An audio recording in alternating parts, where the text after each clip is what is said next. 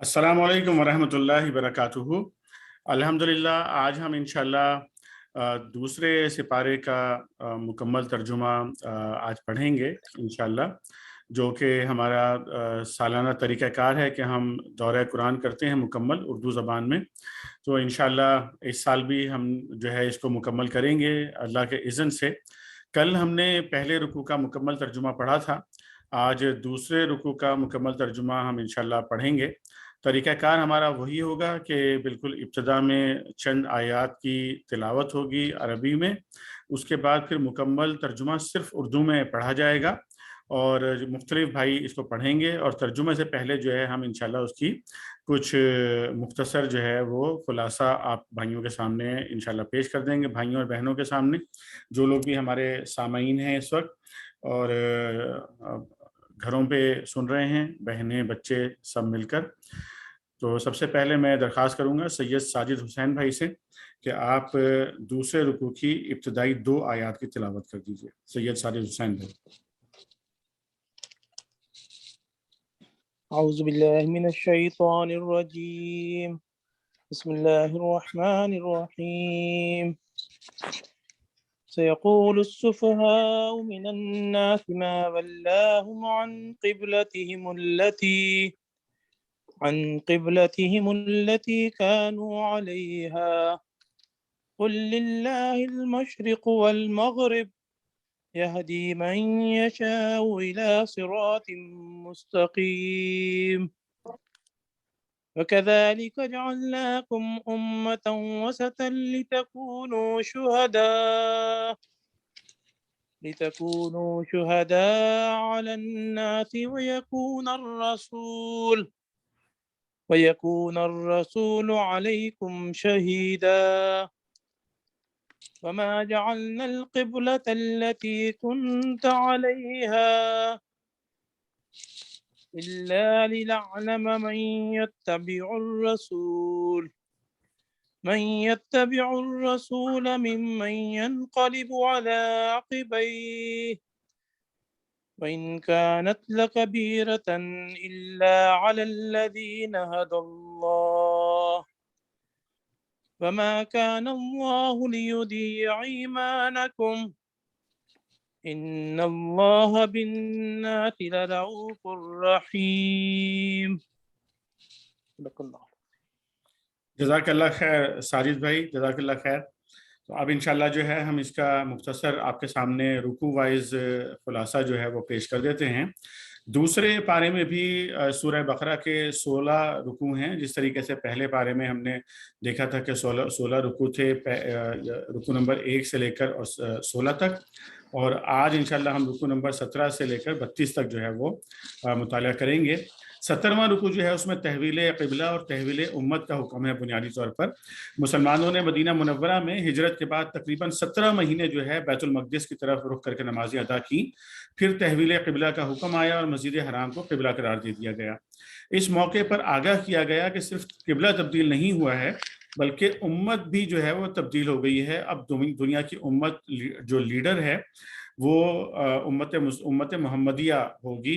बनी इसराइल को उनके जराइम की वजह से दुनिया की इमामत के मनसब से माजूल कर दिया गया और ये एजाज़ अब मुसलमानों को दे दिया गया। उनकी जिम्मेदारी लगाई गई कि वो दीन हक़ की तबलीग, इस पर अमल और इसके नफाज के ज़रिए नौए इंसानी तक अल्लाह का दीन पहुँचाने का हक़ अदा करें, इस्लाम की तालीमात को सीखें, उन पर अमल करें और उनके इज्तिमाई अहकामात के नफाज के लिए जिद्दोजहद करें।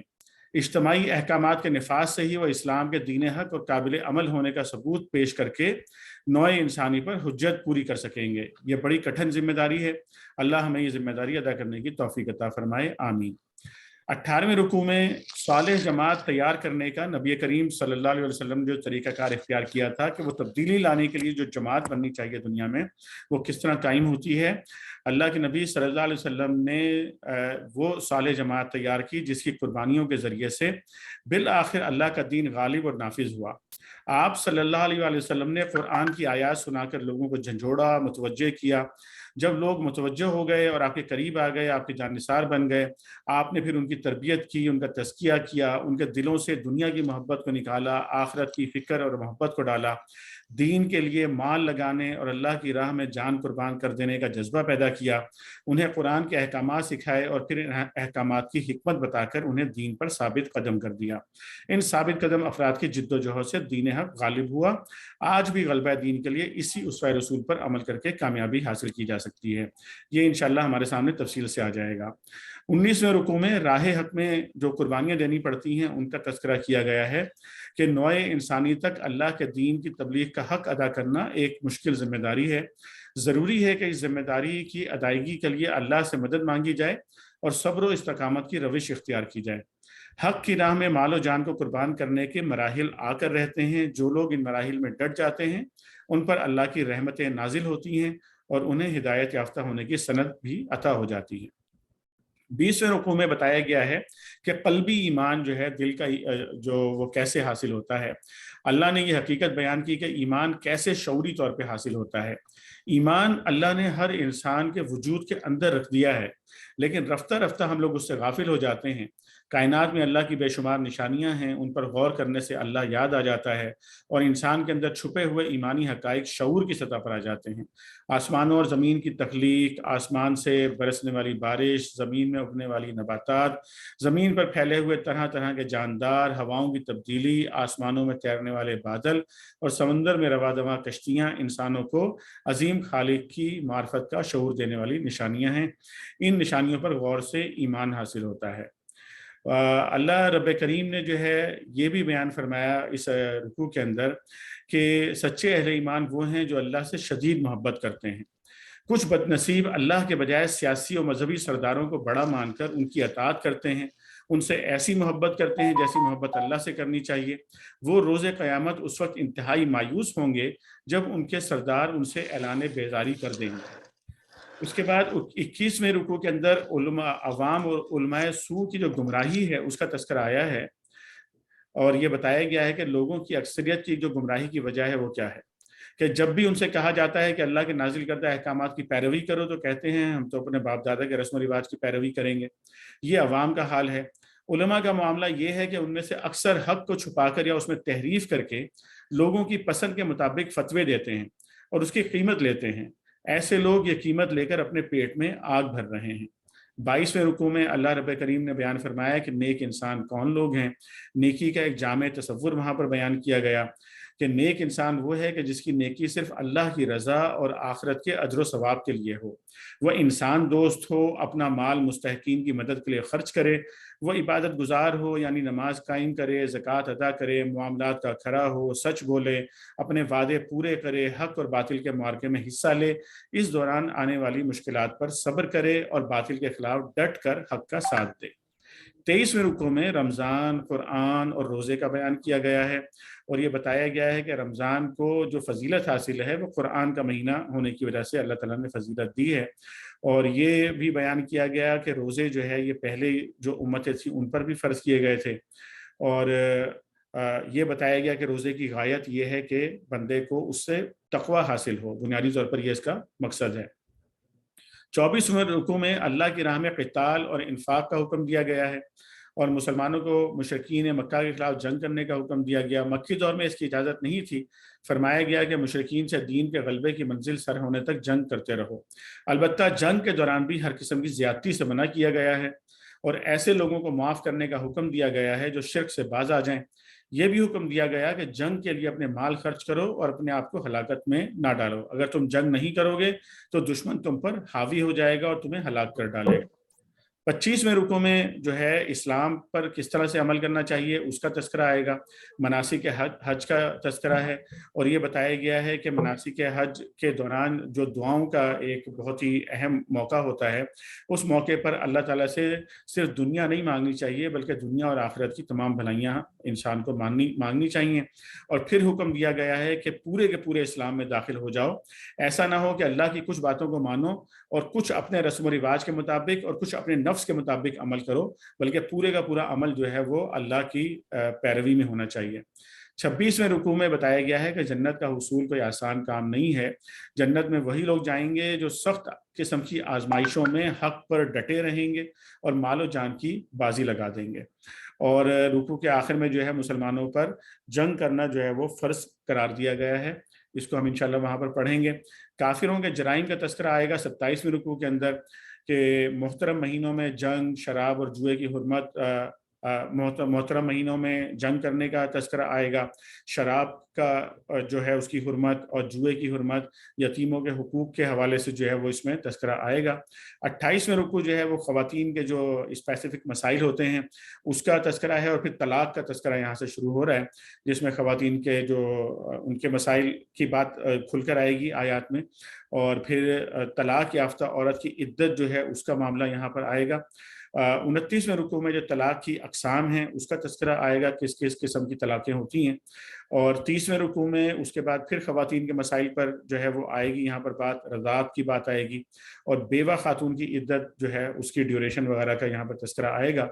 31वें रुकू में फिर तलाक का तस्करा चल रहा है, और उसमें अगर कोई रुखसती से पहले तलाक देता है तो उस सूरत में क्या होगा उसका तस्करा आएगा, और फिर नमाज का तस्करा जो है वो आएगा यहाँ पर, कि नमाज की जो अहमियत है वो बयान होगी।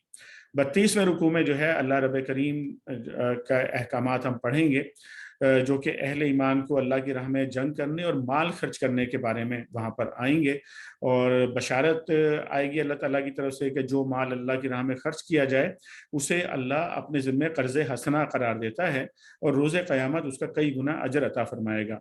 इसी रुकू में बनी इसराइल के बुज़दिल लोगों की मिसाल भी हमारे सामने जो है वो आएगी इबरत के तौर पर, कि अल्लाह ताला ने उनको जो है किस तरह से फ़तह दी, और उसके बाद जो है उन्होंने किस तरीके से जो है वो बिहेव किया, तो वो इंशाल्लाह वहाँ पर हमारे सामने जो है 32वें रुकू में इसका तस्करा आएगा।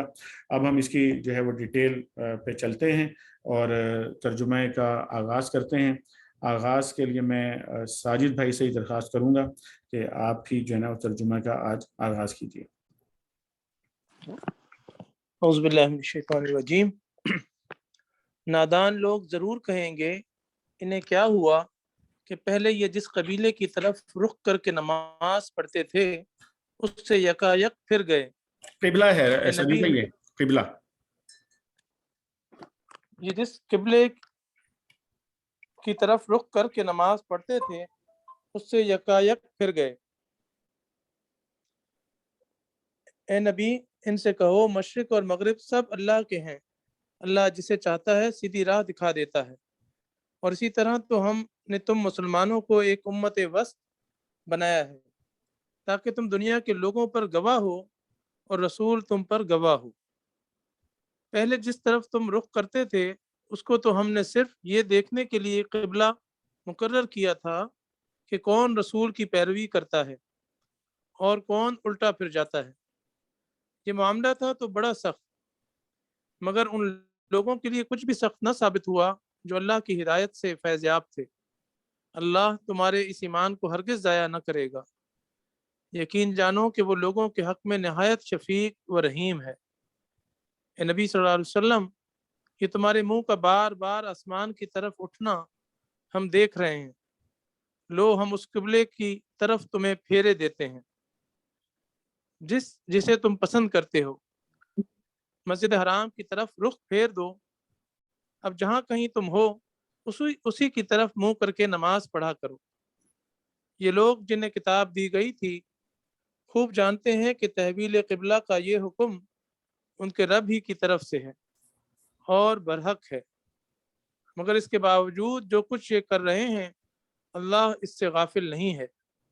तुम इन अहले ईमान, तुम इन अहले किताब के पास कोई निशानी ले आओ, मुमकिन नहीं कि ये तुम्हारे कबीले की पैरवी करने लगें, मुमकिन नहीं कि ये तुम्हारे किबले की पैरवी करने लगें, और ना तुम्हारे लिए ये मुमकिन है कि उनके किबले की पैरवी करो।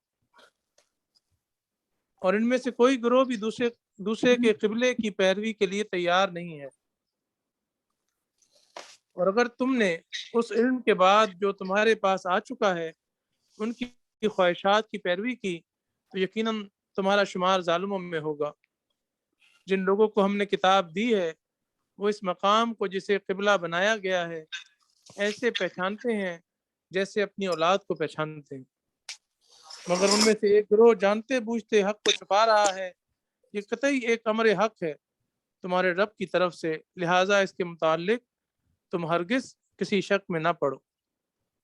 हर एक के लिए एक रुख है जिसकी तरफ वो मुड़ता है, बस तुम भलाइयों की तरफ सबकत करो, जहाँ भी तुम होगे अल्लाह तुम्हें पालेगा, उसकी कुदरत से कोई चीज़ भी बाहर नहीं। तुम्हारा गुजर जिस मकाम से भी हो, वहीं से अपना रुख नमाज के वक्त मस्जिद हराम की तरफ फेर दो, क्योंकि ये तुम्हारे रब का बिल्कुल बरहक फैसला है, और अल्लाह तुम लोगों के अमाल से बेखबर नहीं है। और जहाँ से भी तुम्हारा गुजर हो, अपना रुख मस्जिद हराम ही की तरफ फेरा करो, और जहाँ भी तुम हो उसी की तरफ मुंह करके नमाज पढ़ो, ताकि लोगों को तुम्हारे खिलाफ कोई हुज्जत ना मिले। हाँ, उनमें से जो जालिम हैं, उनकी ज़बान किसी हाल में बंद न होगी, तो उनसे तुम न डरो, बल्कि मुझसे डरो, और इसलिए कि मैं तुम पर अपनी नेमत पूरी कर दूं, और इस तवक्को पर कि मेरे इस हुक्म की पैरवी से तुम उसी तरह फलाह का रास्ता पाओगे, जिस तरह तुम्हें इस चीज़ से फलाह नसीब हुई कि हमने तुम्हारे दरमियान खुद तुम में से एक रसूल भेजा, जो तुम्हें हमारी आयात सुनाता है, तुम्हारी ज़िंदगियों को संवारता है, तुम्हें किताब और हिकमत की तालीम देता है, और तुम्हें वो बातें सिखाता है जो तुम न जानते थे। लिहाजा तुम मुझे याद रखो, मैं तुम्हें याद रखूंगा, और मेरा शुक्र अदा करो, कुफरान नेमत ना करो। ए लोगों जो ईमान लाए हो, सब्र और नमाज से मदद लो, अल्लाह सब्र करने वालों के साथ है। और जो लोग अल्लाह की राह में मारे जाएं, उन्हें मुर्दा न कहो, ऐसे लोग तो हकीकत में जिंदा हैं, मगर तुम्हें उनकी ज़िंदगी का शऊर नहीं होता। और हम ज़रूर तुम्हें खौफ व ख़तर, फाक़ा कशी, जान माल के नुकसानात और आमदनियों के घाटे में मुब्तला करके तुम्हारी आजमाइश करेंगे।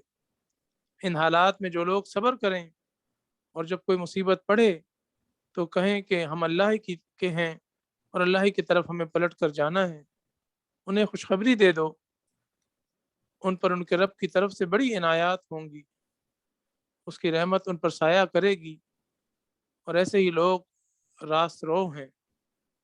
यकीनन सफ़ा और मरवा अल्लाह की निशानियों में से हैं। लिहाजा जो शख्स बैतुल्लाह का हज या उम्रा करे, इसके लिए कोई गुनाह की बात नहीं कि वो इन दोनों पहाड़ियों के दरमियान सही कर ले। और जो बरज़ा व रग़बत कोई भलाई का काम करेगा, अल्लाह को उसका इल्म है, और वो उसकी कदर करने वाला है। जो लोग हमारी नाजिल की हुई रोशन तालीमात और हिदायत को छुपाते हैं, दरा हालिया के हम उन्हें सब इंसानों की रहनुमाई के लिए अपनी किताब में बयान कर चुके हैं। यकीन जानो कि अल्लाह भी इन पर लानत करता है, और तमाम लानत करने वाले भी उन पर लानत भेजते हैं। अलबत्ता जो इस रविश से बाज आ जाएं और अपने तर्ज अमल की इस्लाह कर लें, और जो कुछ छुपाते थे उसे बयान करने लगे, उनको मैं माफ़ कर दूंगा, और मैं बड़ा दरगुजर करने वाला और रहम करने वाला हूँ। जिन लोगों ने कुफ्र का रवैया अख्तियार किया और कुफ्र की हालत ही में जान दी, उन पर अल्लाह और फरिश्तों और तमाम इंसानों की लानत है। ऐसी लानत इसी लानत ज़दगी की हालत में वो हमेशा रहेंगे, ना उनकी सज़ा में तखफीफ होगी और ना उन्हें फिर कोई दूसरी मोहलत दी जाएगी।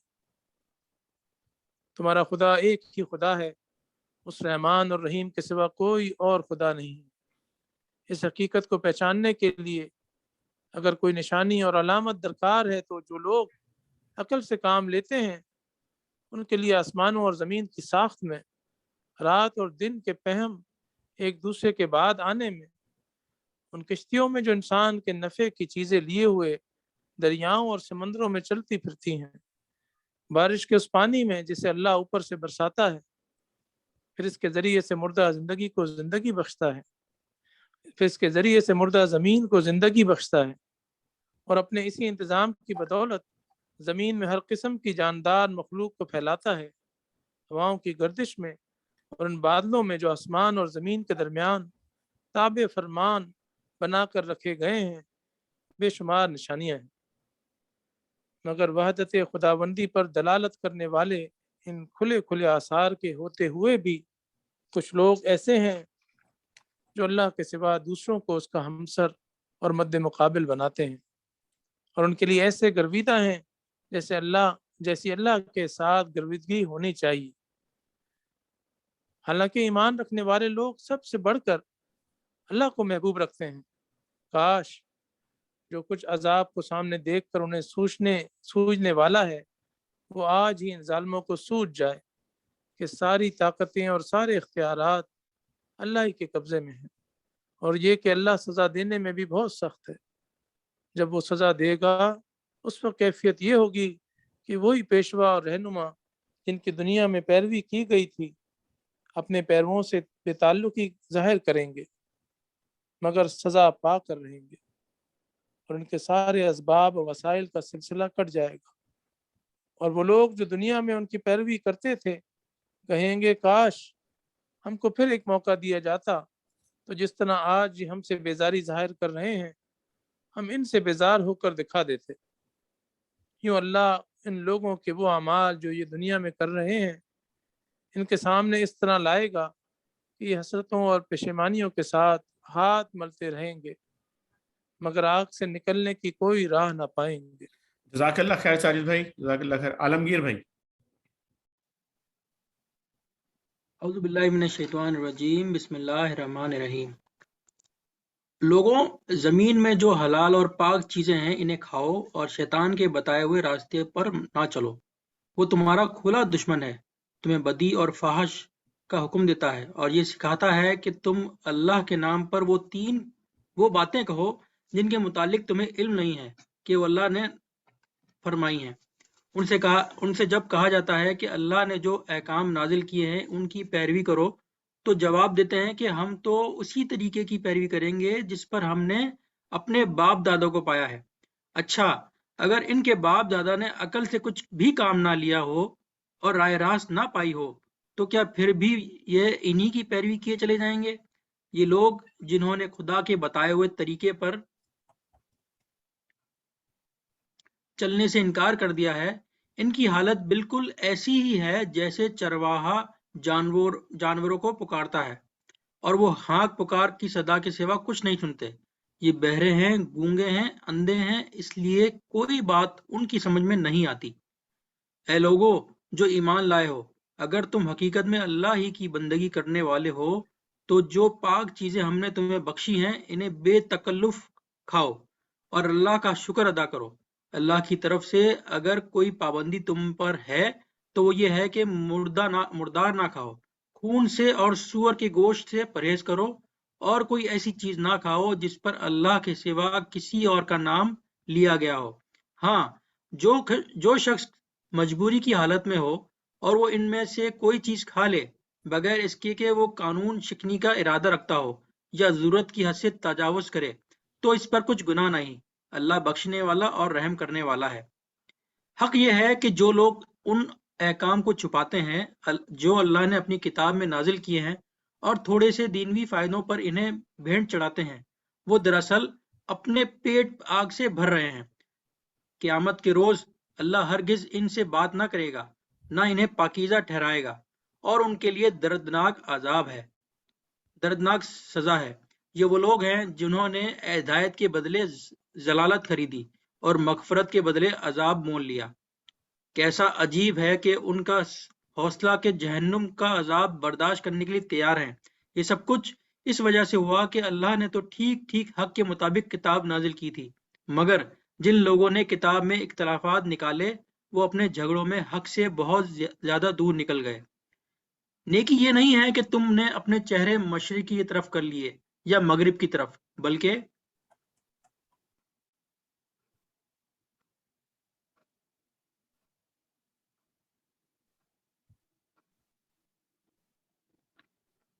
बल्कि नेकी ये है कि आदमी अल्लाह को और यौम आखिर और मलाइका को और अल्लाह की नाजिल की हुई किताब और इसके पैगंबरों को दिल से माने और अल्लाह की मोहब्बत में अपना दिल पसंद माल रिश्तेदारों और यतीमों पर, मस्कीनों और मुसाफिरों पर, मदद के लिए हाथ फैलाने वालों पर और गुलामों की रिहाई पर खर्च करे, नमाज कायम करे और ज़कात दे। और नेक वो लोग हैं जब अहद करें तो उसे वफा करें और तंगी और मुसीबत के वक्त में और हक के बातिल की जंग में सब्र करें। ये हैं रास्त बाज लोग और यही लोग मुत्तकी हैं। ऐ लोगो जो ईमान लाए हो, تمہارے لیے قتل کے مقدموں میں قصاص کا حکم لکھ دیا گیا ہے۔ آزاد آدمی نے قتل کیا ہو تو اس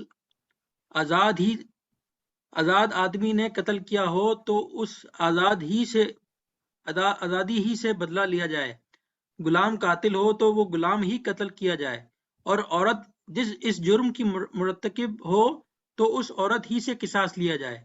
ہاں، اگر کسی قاتل کے ساتھ اس کا بھائی کچھ نرمی کرنے کے لیے تیار ہو تو معروف طریقے کے مطابق خون بہا کا تسویہ ہونا چاہیے، اور قاتل کو لازم ہے کہ راستی کے ساتھ خون بہا ادا کرے۔ یہ تمہارے رب کی طرف سے تخفیف اور رحمت ہے۔ اس پر بھی جو زیادتی کرے اس کے لیے دردناک سزا ہے۔ عقل اور خرد رکھنے والوں تمہارے لیے قصاص میں زندگی ہے۔ امید ہے کہ تم اس قانون کی خلاف ورزی سے پرہیز کرو گے۔ تم پر فرض کیا گیا ہے کہ جب تم میں سے کسی کی موت کا وقت آئے اور وہ اپنے پیچھے مال چھوڑ رہا ہو تو والدین رشتہ داروں کے لیے معروف طریقے سے وصیت کرے۔ یہ حق ہے متقی لوگوں پر۔ پھر جنہوں نے وصیت سنی اور بعد میں اسے بدل ڈالا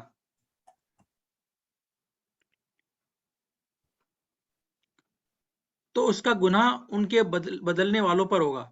اللہ سب کچھ سنتا اور جانتا ہے۔ البتہ جس کو یہ اندیشہ ہو کہ وصیت کرنے والے نے نادانستہ اور یا قصدن حق تلفی کی ہے اور پھر معاملے سے تعلق رکھنے والے کے درمیان وہ اصلاح کرے تو اس پر کچھ گناہ نہیں ہے۔ اللہ بخشنے والا اور رحم فرمانے والا ہے۔ اے لوگو جو ایمان لائے ہو، تم پر روزے فرض کر دیے گئے ہیں جس طرح تم سے پہلے انبیاء کے پیروں پر فرض کیے گئے تھے۔ اس سے توقع ہے کہ تم میں تقوی کی صفت پیدا ہوگی۔ چند مقرر دنوں کے روزے ہیں۔ اگر تم میں سے کوئی بیمار ہو یا سفر پر ہو تو دوسرے دنوں میں اتنی ہی تعداد پوری کر لے، اور جو لوگ روزہ رکھنے کی قدرت رکھتے ہوں پھر نہ رکھیں تو وہ فدیہ دیں۔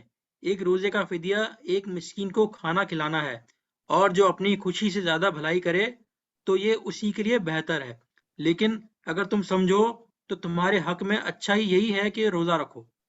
رمضان وہ مہینہ ہے جس میں قرآن نازل کیا گیا، جو انسانوں کے لیے سراسر ہدایت ہے اور ایسی واضح تعلیمات پر مشتمل ہے جو راہ راست دکھانے والی اور حق اور باطل کا فرق کھول کر رکھ دینے والی ہے۔ لہذا اب سے جو شخص اس مہینے کو پائے اس کو لازم ہے کہ اس پورے مہینے کے روزے رکھے، اور جو کوئی مریض ہو یا سفر پر ہو تو وہ دوسرے دنوں میں روزوں کی تعداد پوری کرے۔ اللہ تمہارے ساتھ نرمی کرنا چاہتا ہے، سختی کرنا نہیں چاہتا۔ اس لیے یہ طریقہ تمہیں بتایا جا رہا ہے کہ تاکہ تم روزوں کی تعداد پوری کر سکو، اور جس ہدایت سے اللہ نے تمہیں سرفراز کیا ہے اس پر اللہ کی کبریائی کا اظہار اور اعتراف کرو اور شکر گزار بنو۔ جی عالم بھائی جزاک اللہ خیر۔ طارق سعید بھائی، ایک سوال کر سکتا ہوں حامد بھائی؟ طارق بھائی جی، یہ اوپر آیا ہے کہ اور جو روزہ رکھنے کی قدرت رکھتا ہو لیکن اگر وہ نہ رکھے تو فدیہ دے، جی اس کی سمجھ نہیں آئی۔ اچھا، یہ میں ابھی بتا دیتا ہوں۔ یہ اچھا آپ نے سوال فوراً ہی کر لیا کہ یہ پہلے آیات جو ابتدائی حکم جو نازل ہوا تھا روزوں کے لیے، وہ یہ حکم تھا، ابتدائی حکم، جس میں یہ جو ہے آپشن دیا گیا تھا کہ روزہ رکھنے کی قدرت رکھنے کے باوجود اگر بندہ روزہ نہ رکھے تو فدیہ دے۔ لیکن اگلی جو آیت ہے نا وہ اس کو پچھلے والے حکم کو منسوخ کر رہی ہے، اور یہاں پر اللہ رب کریم نے واضح کر دیا بالکل، لہٰذا اب سے جو شخص اس مہینے کو پائے اس کو لازم ہے کہ اس پورے مہینے کے روزے رکھے۔ ٹھیک ہے، سو جب یہ اگلی آیت آ گئی کہ لازم ہے کہ پورے مہینے کے روزے رکھے تو پچھلا حکم جو ہے وہ منسوخ ہو گیا، تو اب یہ ہر کسی کے لیے فرض ہیں روزے والے رکھنے۔ ٹھیک ہے جی، ایک تو اوپر ایک آیتیں آئی ہیں جس میں وہ اس کا لیا گیا قصاص جو ہے اس کی بات آئی ہے۔ جی جی جی، کہ وہ اگر اس کا بھائی جو ہے وہ اس کے ساتھ کوئی صلح کر لے، جی جی، تو یہ صلح جو ہے بالکل نیچرل حالات میں ہونی چاہیے، جس طرح ہمارے وہ ایک زبردستی اس کو جا کے بیوہ جو ہوتی ہے اس کے اوپر زبردستی ڈال کے، لیکن اگر وہ کسی بھی صورت میں کرتی ہے اور وہ معاف کر دی تو وہ اب اللہ تعالیٰ کے اس قانون کے مطابق ویلڈ ہوگا۔ دیکھیں یہ اللہ کا حکم کیا ہے किसी कातिल के साथ उसका भाई, यानी कि भाई का मतलब है कि दीनी भाई यानी मुसलमान, कुछ नरमी करने के लिए तैयार हो। यहाँ पर अल्लाह ताला ने जिसका मकतूल है उसको इख्तियार दिया है कि वो अगर नरमी करने के लिए तैयार है अपने दिल से, अगर उसके साथ कोई जबर किया गया है, अगर उसके साथ कोई जो है जबरदस्ती की गई है, तो ये जाहिर है कि ये हुक्म खुदाबंदी के खिलाफ है वो चीज। यानी किसी पे जबर और जुल्म करके उसको मजबूर किया जाए कि वो सुलह करे या तस्फिया करे, तो ये हुक्म खुदाबंदी की खिलाफ वर्जी है। ठीक है जी। जी तारिक भाई आप कंटिन्यू कीजिएगा तर्जुमा आगे।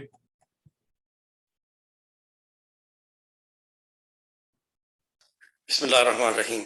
और ऐ नबी सल्लल्लाहु अलैहि वसल्लम, मेरे बंदे अगर तुमसे मेरे मुतालिक पूछें तो उन्हें बता दो कि मैं उनसे करीब ही हूँ। पुकारने वाला जब मुझे पुकारता है मैं उसकी पुकार सुनता और जवाब देता हूँ। लिहाजा उन्हें चाहिए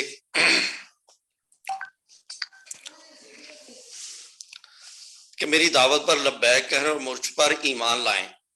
ये बात तुम उन्हें सुना दो, शायद को कि वो राह रास्त पा लें। तुम्हारे लिए रोजों के जमाने में रातों को अपनी बीवियों के पास जाना हलाल कर दिया गया है। वो तुम्हारे लिए लिबास है और तुम उनके लिए लिबास हो। अल्लाह को मालूम हो गया है कि तुम लोग चुपके चुपके अपने आप से खयानत कर रहे थे, मगर उसने तुम्हारा कसूर माफ कर दिया और तुमसे दरगुजर फरमाया। अब तुम अपनी बीवियों के साथ शबाशी करो और जो लुत्फ अल्लाह ने तुम्हारे लिए जायज कर दिया उसे हासिल करो। नीज रातों को खाओ पियो यहाँ तक कि तुमको स्याही शब की धारी से सफेदा सुबह की धारी नुमाया नजर आ जाए। तब ये सब काम छोड़कर रात तक अपना रोजा पूरा करो। और जब तुम मस्जिदों में मोतकिफ हो तो बीवियों से मुबाशरत ना करो, ये अल्लाह की बांधी हुई हदें हैं, इनके करीब ना फटकना। इस तरह अल्लाह अपने अहकाम लोगों के लिए बसराहत बयान करता है, तो है कि वो गलत रवैये से बचेंगे। और तुम लोग ना तो आपस में एक दूसरे के माल नारवा तरीके से खाओ और ना हाकिमों के आगे उनको इस गर्ज के लिए पेश करो कि तुम्हें दूसरों के माल का कोई हिस्सा कसदन जालिमाना तरीके से खाने का मौका मिल जाए। ऐ नबी सल्लल्लाहु अलैहि वसल्लम, लोग तुमसे चांद की घटती बढ़ती सूरतों के मुतालिक पूछते हैं, कहो ये लोगों के लिए तारीखों की तायीन की और हज की अलामतें हैं। नीज इनसे कहो ये कोई नेकी का काम नहीं है कि तुम अपने घरों में पीछे की तरफ से दाखिल होते हो। नेकी तो असल में ये है कि आदमी अल्लाह की नाराजगी से बचे। लिहाजा तुम अपने घरों में दरवाजे ही से आया करो, अलबत्ता अल्लाह से डरते रहो, शायद कि तुम्हें फलाह नसीब हो जाए। तो हम भाई ये घरों में पीछे से आते थे, पिछले दरवाजे से। ये जी ये उनका एक तरीका कार था कि समझते रहे शायद ये नेकी का एक तरीका है, पीछे से अगर हम एंटर होंगे घर के अंदर ना। अच्छा। और तुम अल्लाह की राह में उन लोगों से लड़ो जो तुमसे लड़ते हैं, मगर ज्यादती ना करो कि अल्लाह ज्यादती करने वालों को पसंद नहीं करता। उनसे लड़ो जहां भी तुम्हारा उनसे मुकाबला पेश आए, और उन्हें निकालो जहां से उन्होंने तुमको निकाला है। इसलिए कत्ल अगरचे बुरा है, मगर फितना इससे भी ज्यादा बुरा है। और मस्जिद हराम के करीब जब तक वो तुमसे ना लड़े तुम भी ना लड़ो, मगर जब वो लड़ने से ना चूकें तो तुम भी बेतकल्लुफ उन्हें मारो कि ऐसे काफिरों की यही सजा है। फिर अगर वो बाज आ जाए तो जान लो कि अल्लाह माफ करने वाला और रहम फरमाने वाला है। तुम उनसे लड़ते रहो यहाँ तक कि फितना बाकी ना रहे और दीन अल्लाह के लिए हो जाए। फिर अगर वो बाज आ जाए तो समझ लो कि जालिमों के सिवा और किसी पर दस्तराजी रवा नहीं। माह हराम का बदला माह हराम ही है और तमाम हुर्मतों का लिहाज बराबरी के साथ होगा। लिहाजा जो तुम पर दस्तराजी करे तुम भी उसी तरह उस पर दस्तराजी करो। अलबत्ता अल्लाह से डरते रहो और ये जान रखो कि अल्लाह उन्हीं लोगों के साथ है जो उसकी हदूद तोड़ने से परहेज करते हैं।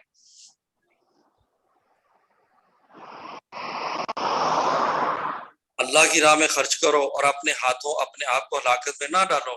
एहसान का तरीका इख्तियार करो कि अल्लाह मुहसिनों को पसंद करता है। अल्लाह की खुशनुदी के लिए जब हज और उम्रे की नीयत करो तो उसे पूरा करो, और अगर कहीं घिर जाओ तो जो कुर्बानी मुयस्सर आए अल्लाह की जनाब में पेश करो और अपने सर न मूंडो जब तक कि कुर्बानी अपनी जगह ना पहुंच जाए। मगर जो शख्स मरीज हो या जिसके सर में कोई तकलीफ हो, इस बिना पर अपना सर मुंडवा ले तो उसे चाहिए कि फिदिये के तौर पर रोजे रखे या सदका दे या कुर्बानी करे। پھر اگر تمہیں امن نصیب ہو جائے اور تم حج سے پہلے مکے جاؤ تو جو شخص تم میں سے حج کا زمانہ آنے تک عمرے کا فائدہ اٹھائے وہ حسب مقدور قربانی دے، اور اگر قربانی میسر نہ ہو تو 3 روزے حج کے زمانے میں اور 7 گھر پہنچ کر اس طرح پورے 10 روزے رکھ لے۔ یہ رعایت ان لوگوں کے لیے ہے جن کے گھر مسجد حرام کے قریب نہ ہوں۔ اللہ کے ان احکام کی خلاف ورزی سے بچو اور خوب جان لو کہ اللہ سخت سزا دینے والا ہے۔ حج کے مہینے سب کو معلوم ہیں، جو شخص ان مقررہ مہینوں میں حج کی نیت کرے اسے خبردار رہنا چاہیے کہ حج کے دوران میں اس سے کوئی شہوانی فعل، کوئی بد عملی، کوئی لڑائی جھگڑے کی بات سرزد نہ ہو، اور جو نیک کام تم کرو گے وہ اللہ کے علم میں ہوگا۔ سفر حج کے لیے زاد راہ ساتھ لے جاؤ، اور سب سے بہتر زاد راہ پرہیزگاری ہے، بس اے ہوش مندو میری نافرمانی سے پرہیز کرو۔ اور اگر حج کے ساتھ ساتھ تم اپنے رب کا فضل بھی تلاش کرتے جاؤ تو اس میں کوئی مذائقہ نہیں۔ پھر جب عرفات سے چلو تو مشعر حرام مزدلفہ کے پاس ٹھہر کر اللہ کو یاد کرو، اور اس طرح یاد کرو جس کی ہدایت اس نے تمہیں کی ہے، ورنہ اس سے پہلے تو تم لوگ بھٹکے ہوئے تھے۔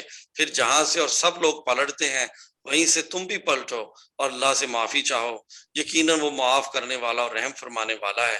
پھر جب اپنے حج کے ارکان ادا کر چکو تو جس طرح پہلے اپنے آباء و اجداد کا ذکر کرتے تھے اس طرح اب اللہ کا ذکر کرو، بلکہ اس سے بھی بڑھ کر، مگر اللہ کو یاد کرنے والے لوگوں میں بھی بہت فرق ہے۔ ان میں سے کوئی تو ایسا ہے جو کہتا ہے اے ہمارے رب ہمیں دنیا ہی میں سب کچھ دے دے، ایسے شخص کے لیے آخرت میں کوئی حصہ نہیں، اور کوئی کہتا ہے کہ اے ہمارے رب ہمیں دنیا میں بھلائی دے اور آخرت میں بھی بھلائی، اور آگ کے عذاب سے ہمیں بچا۔ ایسے لوگ اپنی کمائی کے مطابق دونوں جگہ حصہ پائیں گے، اور اللہ کو حساب چکاتے کچھ دیر نہیں لگتی۔ یہ گنتی کے چند روز ہیں جو تمہیں اللہ کی یاد میں بسر کرنے چاہیے۔ پھر جو کوئی جلدی کر کے 2 ہی دن میں واپس آ گیا تو کوئی حرج نہیں، اور جو کوئی زیادہ دیر ٹھہر کر پلٹا تو بھی کوئی حرج نہیں، بشرطے کہ یہ دن اس نے تقوی کے ساتھ بسر کیے ہوں۔ اللہ کی نافرمانی سے بچو اور خوب جان رکھو کہ ایک روز اس کے حضور میں تمہاری پیشی ہونے والی ہے۔ انسانوں میں کوئی تو ایسا ہے جس کی باتیں دنیا کی زندگی میں تمہیں بہت بھلی معلوم ہوتی ہیں، اور اپنی نیک نیتی پر وہ بار بار خدا کو گواہ ٹھہراتا ہے، مگر حقیقت میں وہ بدترین دشمن حق ہوتا ہے جب اسے اقتدار حاصل ہو جاتا ہے۔ تو زمین میں اس کی ساری دوڑ دھوپ اس لیے ہوتی ہے فساد پھیلائے، کھیتوں کو غارت کرے اور نسل انسانی کو تباہ کرے، حالانکہ اللہ جسے وہ گواہ بنا رہا تھا فساد کو ہرگز پسند نہیں کرتا۔ اور جب اسے کہا جاتا ہے کہ اللہ سے ڈر تو اپنے وقار کا خیال اس گناہ پر جما دیتا ہے۔ ایسے شخص کے لیے تو بس جہنم ہی کافی ہے، اور وہ بہت برا ٹھکانہ ہے۔ دوسری طرف انسانوں ہی میں کوئی ایسا بھی ہے جو رضا الہی کی طلب میں اپنی جان کھپا دیتا ہے، اور ایسے بندوں پر اللہ بہت مہربان ہے۔ اے ایمان لانے والو تم پورے کے پورے اسلام میں آ جاؤ اور شیطان کی پیروی نہ کرو، وہ تمہارا کھلا دشمن ہے۔ جو صاف صاف ہدایات تمہارے پاس آ چکی ہیں، اگر ان کو پا لینے کے بعد پھر تم نے لغزش کھائی تو خوب جان رکھو کہ اللہ سب پر غالب اور حکیم و دانا ہے۔ ان ساری نصیحتوں اور ہدایتوں کے بعد بھی لوگ سیدھے نہ ہوں تو کیا اب وہ اس کے منتظر ہیں کہ اللہ بادلوں کا چتر لگائے، فرشتوں کے پرے ساتھ لیے خود سامنے آ موجود ہو اور فیصلہ ہی کر ڈالا جائے؟ آخرکار سارے معاملات پیش تو اللہ ہی کے حضور ہونے والے ہیں۔ جزاک اللہ خیر طارق بھائی، جزاک اللہ خیر۔ رضا بھائی جی بسم اللہ۔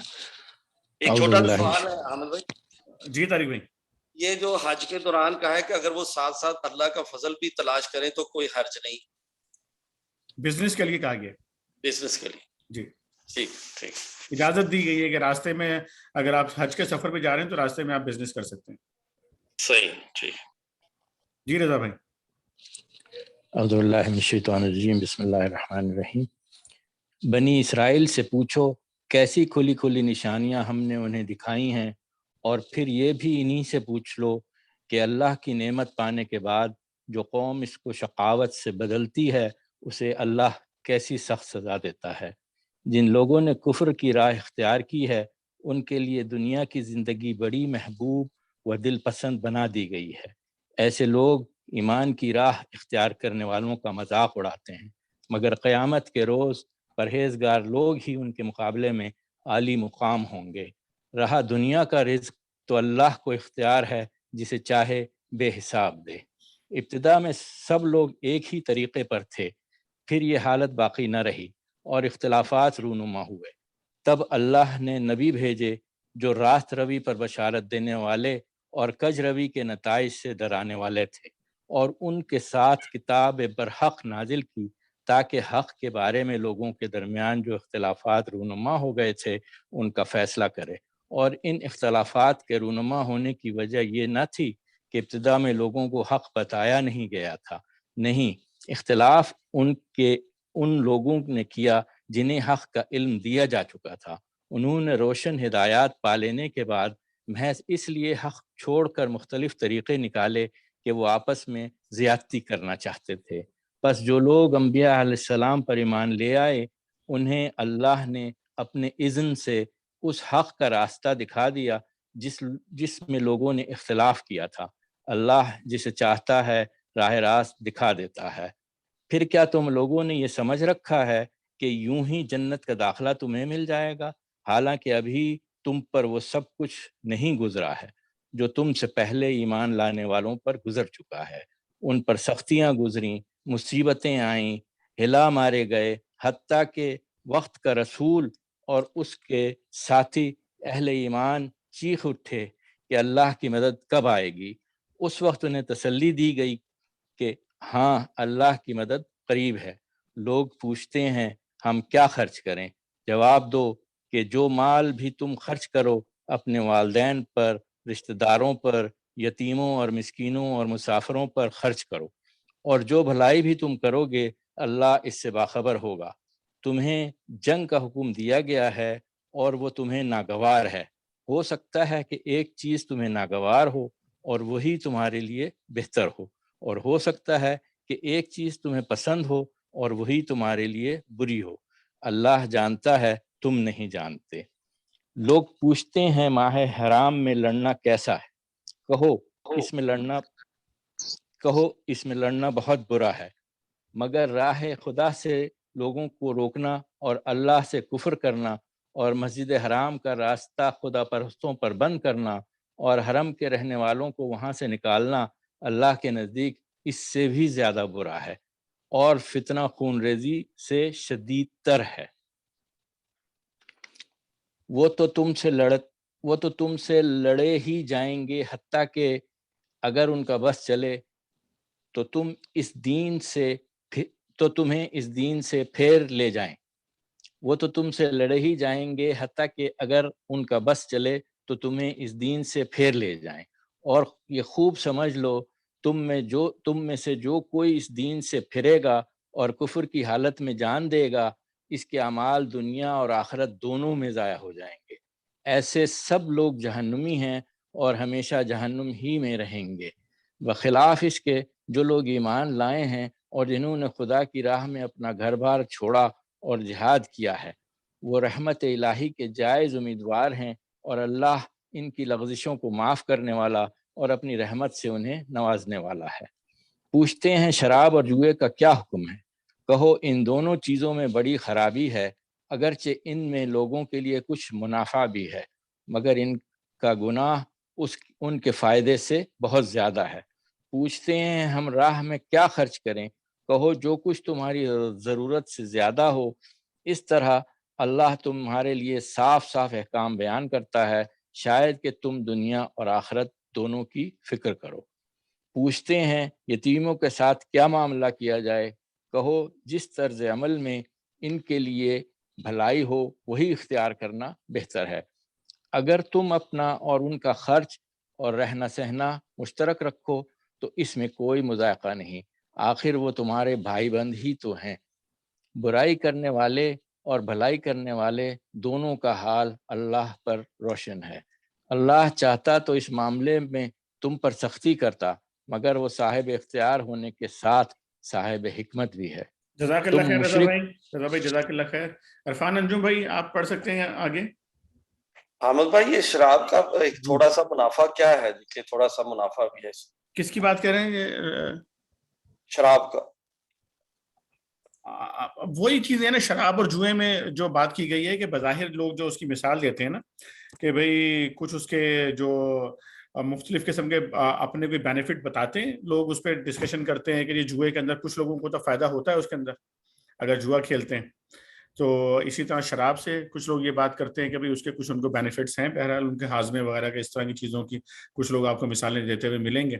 تو اس لیے اللہ رب کریم نے یہاں پر یہی بتایا کہ اگر کچھ بینیفٹس ہیں لیکن اس کے جو نقصانات ہیں وہ بہت ہی بڑے نقصانات ہیں دونوں ان چیزوں کے. تو کمپیریٹیولی مطلب جو لوگ دنیا میں مثال دلائل لے کر آتے ہیں نا اس طرح کے، ان کا جواب ہے بنیادی طور پر یہاں. جی عرفان بھائی. بسم اللہ الرحمن الرحیم. تم مشرک عورتوں سے ہرگز نکاح نہ کرنا جب تک کہ وہ ایمان نہ لے آئیں. ایک مومن لونڈی مشرک شریف زادی سے بہتر ہے اگرچہ وہ تمہیں بہت پسند ہو. اور اپنی عورتوں کے نکاح مشرک مردوں سے کبھی نہ کرنا جب تک کہ وہ ایمان نہ لے آئیں. ایک مومن غلام مشرک شریف سے بہتر ہے اگرچہ وہ تمہیں بہت پسند ہو. یہ لوگ تمہیں آگ کی طرف بلاتے ہیں اور اللہ اپنے اذن سے تم کو جنت اور مغفرت کی طرف بلاتا ہے. وہ اپنے احکام واضح طور پر لوگوں کے سامنے بیان کرتا ہے. توقع ہے کہ وہ سبق لیں گے اور نصیحت قبول کریں گے. پوچھتے ہیں حیض کا کیا حکم ہے؟ کہو وہ ایک گندگی کی حالت ہے، اس میں عورتوں سے الگ رہو اور ان کے قریب نہ جاؤ جب تک کہ وہ پاک صاف نہ ہو جائیں. پھر جب وہ پاک ہو جائیں تو ان کے پاس جاؤ اس طرح جیسا کہ اللہ نے تم کو حکم دیا ہے. اللہ ان لوگوں کو پسند کرتا ہے جو بدی سے باز رہیں اور پاکیزگی اختیار کریں. تمہاری عورتیں تمہاری کھیتیاں ہیں، تمہیں اختیار ہے جس طرح چاہو اپنی کھیتی میں جاؤ، مگر اپنے مستقبل کی فکر کرو اور اللہ کی ناراضی سے بچو. خوب جان لو کہ تمہیں ایک دن اس سے ملنا ہے. اور اے نبی جو تمہاری ہدایات کو مان لیں انہیں فلاح و سعادت کا مزدہ سنا دو. اللہ کے نام کو ایسی قسمیں کھانے کے لیے استعمال نہ کرو جن سے مقصود نیکی اور تقوی اور بندگان خدا کی بھلائی کے کاموں سے باز رہنا ہو. اللہ تمہاری ساری باتیں سن رہا ہے اور سب کچھ جانتا ہے. جو بے ایمانی قسمیں تم بلا ارادہ کھا لیا کرتے ہو ان پر اللہ گرفت نہیں کرتا، مگر جو قسمیں تم سچے دل سے کھاتے ہو ان کی باز پرس وہ ضرور کرے گا. اللہ بہت درگزر کرنے والا اور بردبار ہے. جو لوگ اپنی عورتوں سے تعلق نہ رکھنے کی قسم کھا بیٹھے ہیں ان کے لیے 4 مہینے کی مہلت ہے. اگر انہوں نے رجوع کر لیا تو اللہ معاف کرنے والا اور رحیم ہے. اور اگر انہوں نے طلاق ہی کی ٹھان لی ہو تو جانے رہیں کہ اللہ سب کچھ سنتا اور جانتا ہے. جن عورتوں کو طلاق دی گئی ہو وہ 3 مرتبہ ایام ماہواری آنے تک اپنے آپ کو روکے رکھیں. اور ان کے لیے یہ جائز نہیں ہے کہ اللہ نے ان کے رحم میں جو کچھ خلق فرمایا ہو اسے چھپائیں. انہیں ہرگز ایسا نہ کرنا چاہیے اگر وہ اللہ اور روز آخر پر ایمان رکھتی ہیں. ان کے شوہر تعلقات درست کر لینے پر آمادہ ہوں تو وہ اس عدت کے دوران میں انہیں پھر اپنی زوجیت میں واپس لے لینے کے حقدار ہیں. عورتوں کے لیے بھی معروف طریقے پر ویسے ہی حقوق ہیں جیسے مردوں کے حقوق ان پر ہیں، البتہ مردوں کو ان پر ایک درجہ حاصل ہے اور سب پر اللہ غالب اقتدار رکھنے والا اور حکیم و دانا موجود ہے. طلاق 2 بار ہے، پھر یا تو سیدھی طرح عورت کو روک لیا جائے یا بھلے طریقے سے اس کو رخصت کر دیا جائے. اور رخصت کرتے ہوئے ایسا کرنا تمہارے لیے جائز نہیں ہے کہ جو کچھ تم انہیں دے چکے ہو اس میں سے کچھ واپس لے لو. البتہ یہ صورت مستثنیٰ ہے کہ زوجین کو اللہ کی حدود پر قائم نہ رہ سکنے کا اندیشہ ہو. ایسی صورت میں اگر تمہیں یہ خوف ہو کہ وہ دونوں حدود الہی پر قائم نہ رہیں گے تو ان دونوں کے درمیان یہ معاملہ ہو جانے میں مذائقہ نہیں کہ عورت اپنے شوہر کو کچھ معاوضہ دے کر علیحدگی حاصل کر لے. یہ اللہ کے مقرر کردہ حدود ہیں، ان سے تجاوز نہ کرو. اور جو لوگ حدود الہی سے تجاوز کریں گے وہی ظالم ہے۔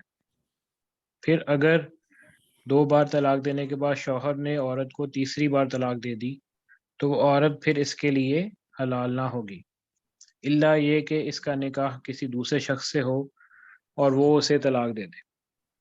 تب اگر پہلا شوہر اور یہ عورت دونوں یہ خیال کریں کہ حدود الہی پر قائم رہیں گے تو ان کے لیے ایک دوسرے کی طرف رجوع کر لینے میں کوئی مذائقہ نہیں۔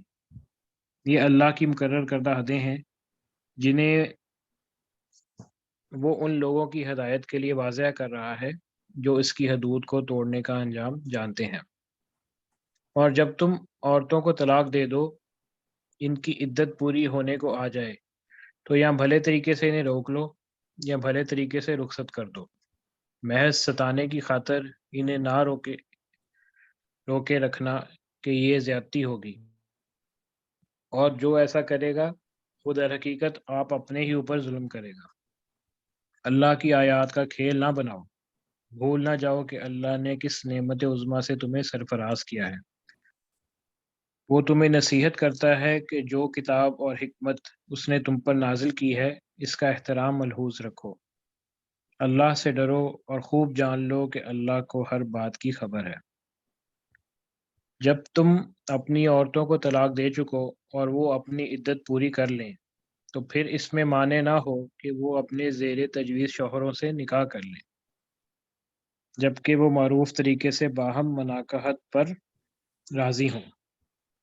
تمہیں نصیحت کی جاتی ہے کہ ایسی حرکت ہرگز نہ کرنا کہ اگر تم اللہ اور روز آخر پر ایمان لانے والے ہو، تمہارے لیے شائستہ اور پاکیزہ طریقہ یہی ہے کہ اس سے باز رہو۔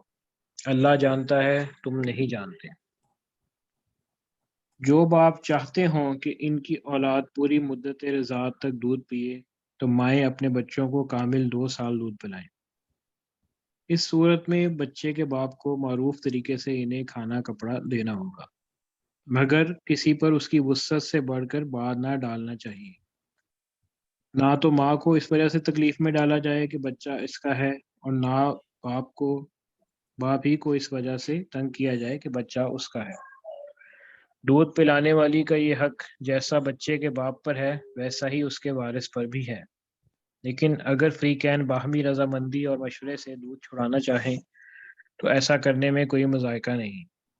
اور اگر تمہارا خیال اپنی اولاد کو کسی غیر عورت سے دودھ پلوانے کا ہو تو اس میں بھی کوئی حرج نہیں، بشرطے کہ اس کا جو کچھ معاوضہ طے کرو وہ معروف طریقے پر ادا کر دو۔ اللہ سے ڈرو اور جان رکھو کہ جو کچھ تم کرتے ہو سب اللہ کی نظر میں ہے۔ تم میں سے جو لوگ مر جائیں ان کے پیچھے اگر ان کی بیویاں زندہ ہوں تو اپنے آپ کو 4 مہینے 10 دن روکے رکھیں۔ پھر جب ان کی عدت پوری ہو جائے تو انہیں اختیار ہے کہ اپنی ذات کے معاملے میں معروف طریقے سے جو چاہے کریں، تم پر اس کی کوئی ذمہ داری نہیں۔ اللہ تم سب کے اعمال سے باخبر ہے۔ زمانہ عدت میں خواہ تم ان بیوہ عورتوں کے ساتھ منگنی کا ارادہ اشارے کنائے میں ظاہر کر دو، خواہ دل میں چھپائے رکھو، دونوں صورتوں میں کوئی مذائقہ نہیں۔ اللہ جانتا ہے کہ ان کا خیال تو تمہارے دل میں آئے گا ہی، مگر دیکھو خفیہ عہد و پیمان نہ کرنا۔ اگر کوئی بات کرنی ہے تو معروف طریقے سے کرو۔ عقد نکاح باندھنے کا فیصلہ اس وقت تک نہ کرو جب تک عدت پوری نہ ہو جائے۔ خوب سمجھ لو کہ اللہ تمہارے دلوں کا حال جانتا ہے، لہٰذا اس سے ڈرو اور یہ بھی جان لو کہ اللہ بردبار ہے، چھوٹی چھوٹی باتوں سے درگزر فرماتا ہے۔ تم پر کچھ گناہ نہیں اگر اپنی عورتوں کو طلاق دے دو قبل اس کے کہ ہاتھ لگانے کی نوبت آئے یا مہر مقرر ہو۔ اس صورت میں انہیں کچھ نہ کچھ دینا ضرور چاہیے۔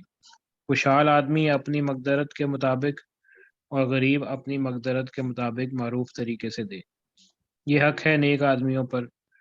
اور اگر تم نے ہاتھ لگانے سے پہلے طلاق دی ہو لیکن مہر مقرر کیا جا چکا ہو تو اس صورت میں نصف مہر دینا ہوگا۔ یہ اور بات ہے کہ عورت نرمی برتے اور مہر نہ لے، یا وہ مرد جس کے اختیار میں عقد نکاح ہے نرمی سے کام لے اور پورا مہر دے دے، اور تم یعنی مرد نرمی سے کام لو، یہ تقوی سے زیادہ مناسبت رکھتا ہے۔ آپس کے معاملات میں فیاضی کو نہ بھولو، یہ تمہارے اعمال کو اللہ دیکھ رہا ہے۔ جزاک اللہ خیر عرفان بھائی، جزاک اللہ خیر۔ محمد حامد قیوم بھائی۔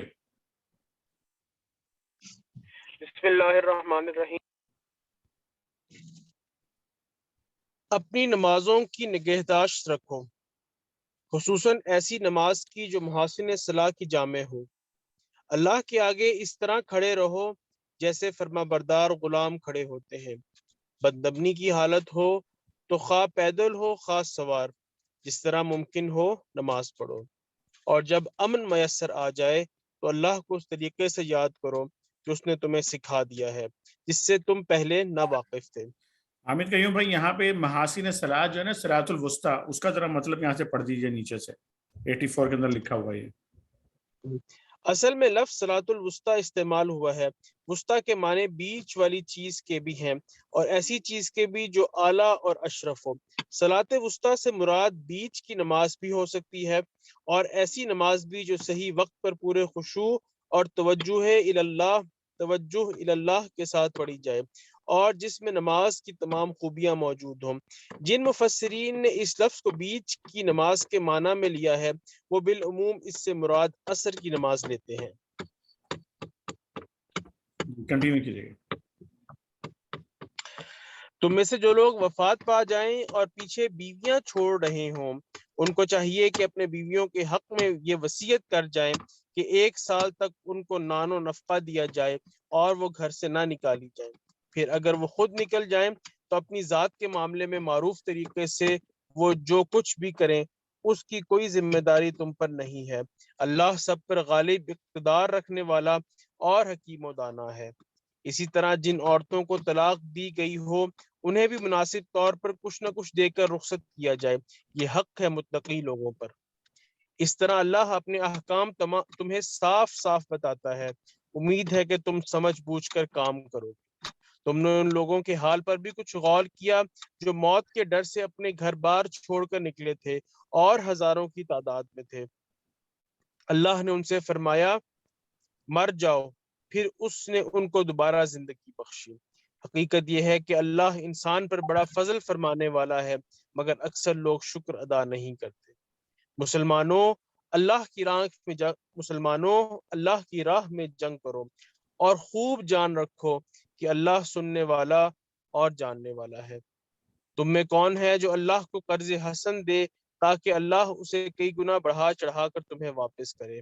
گھٹانا بھی اللہ کے اختیار میں ہے اور بڑھانا بھی، اور اسی کی طرف تمہیں پلٹ کر جانا ہے۔ پھر تم نے اس معاملے پر بھی غور کیا جو موسیٰ علیہ السلام کے بعد سرداران بنی اسرائیل کو پیش آیا تھا۔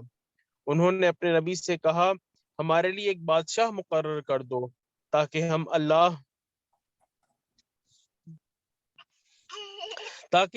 کی راہ میں جنگ کریں۔ نبی نے پوچھا کہیں ایسا تو نہ ہوگا کہ تم کو لڑائی کا حکم دیا جائے اور پھر تم نہ لڑو؟ وہ کہنے لگے بھلا یہ کیسے ہو سکتا ہے کہ ہم راہ خدا میں نہ لڑیں جبکہ ہمیں اپنے گھروں سے نکال دیا گیا ہے اور ہمارے بال بچے ہم سے جدا کر دیے گئے ہیں؟ مگر جب ان کو جنگ کا حکم دیا گیا تو ایک قلیل تعداد کے سوا وہ سب پیٹھ موڑ گئے، اور اللہ ان میں سے ایک ظالم کو جانتا ہے۔ ان کے نبی نے ان سے کہا کہ اللہ نے طالوت کو تمہارے لیے بادشاہ مقرر کیا ہے۔ یہ سن کر وہ بولے ہم پر بادشاہ بننے کا وہ کیسے حقدار ہو گیا؟ اس کے مقابلے میں بادشاہی کے ہم زیادہ مستحق ہیں، وہ تو کوئی بڑا مالدار آدمی نہیں ہے۔ نبی نے جواب دیا اللہ نے تمہارے مقابلے میں اسی کو منتخب کیا ہے، اور اس کو دماغی اور جسمانی دونوں قسم کی اہلیتیں فراوانی کے ساتھ عطا فرمائی ہے، اور اللہ کو اختیار ہے کہ اپنا ملک جسے چاہے دے۔ اللہ بڑی وسعت رکھتا ہے اور سب کچھ اس کے علم میں ہے۔ اس کے ساتھ ان کے نبی نے ان کو یہی بتایا کہ خدا کی طرف سے اس کے بادشاہ مقرر ہونے کی علامت یہ ہے کہ اس کے عہد میں وہ صندوق تمہیں واپس مل جائے گا جس میں تمہارے رب کی طرف سے تمہارے لیے سکون قلب کا سامان ہے، جس میں آل موسیٰ علیہ السلام اور آل ہارون علیہ السلام کے چھوڑے ہوئے تبرکات ہیں، اور جس کو اس وقت فرشتے سنبھالے ہوئے ہیں۔ اگر تم مومن ہو تو یہ تمہارے لیے بہت بڑی نشانی ہے۔ پھر جب طالوت لشکر لے کے چلا تو اس نے کہا ایک دریا پر اللہ کی طرف سے تمہاری آزمائش ہونے والی ہے، جو اس کا پانی پیے گا وہ میرا ساتھی نہیں، میرا ساتھی صرف وہ ہے جو اس سے پیاس نہ بجھائے۔ ہاں ایک آدھ چلو تو کوئی پی لے تو پی لے، مگر ایک گروہ قلیل کے سوا وہ سب اس دریا سے سیراب ہوئے۔ پھر جب طالوت اور اس کے ساتھی مسلمان دریا پار کر کے آگے بڑھے تو انہوں نے طالوت سے کہہ دیا کہ آج ہم میں جالوت اور اس کے لشکروں کا مقابلہ کرنے کی طاقت نہیں ہے۔ لیکن جو لوگ یہ سمجھتے تھے کہ انہیں ایک دن اللہ سے ملنا ہے، انہوں نے کہا بارہا ایسا ہوا ہے کہ ایک قلیل گروہ اللہ کے اذن سے ایک بڑے گروہ پر غالب آ گیا ہے، اللہ صبر کرنے والوں کا ساتھی ہے۔ اور جب وہ جالوت اور اس کے لشکروں کے مقابلے پر نکلے تو انہوں نے دعا کی اے ہمارے رب ہم پر صبر کا فیضان کر، ہمارے قدم جما دے اور اس کافر گروہ پر ہمیں فتح نصیب کر۔ آخرکار اللہ کے اذن سے انہوں نے کافروں کو مار بھگا دیا اور داؤد علیہ السلام نے جالوت کو قتل کر دیا، اور اللہ نے اسے سلطنت اور حکمت سے نوازا اور جن جن چیزوں کا چاہا اس کو علم دیا۔ اگر اس طرح اللہ انسانوں کے ایک گروہ کو دوسرے گروہ کے ذریعے ہٹاتا نہ اگر اس طرح اللہ انسانوں کے ایک گروہ کو دوسرے گروہ کے ذریعے ہٹاتا نہ رہتا تو زمین کا نظام بگڑ جاتا، لیکن دنیا کے لوگوں پر اللہ کا بڑا فضل ہے کہ وہ اس طرح دفع فساد کا انتظام کرتا رہتا ہے۔ یہ اللہ کی آیات ہیں جو ہم ٹھیک ٹھیک تم کو سنا رہے ہیں، اور اے محمد صلی اللہ علیہ وآلہ وسلم تم یقیناً ان لوگوں میں سے ہو جو رسول بنا کر بھیجے گئے ہیں۔ جزاک اللہ خیر حامد قیوم بھائی، جزاک اللہ خیر۔ الحمدللہ رب العالمین، یہ آج ہم نے دوسرے رکوع کا مطالعہ جو ہے مکمل کر لیا ہے یہاں پر۔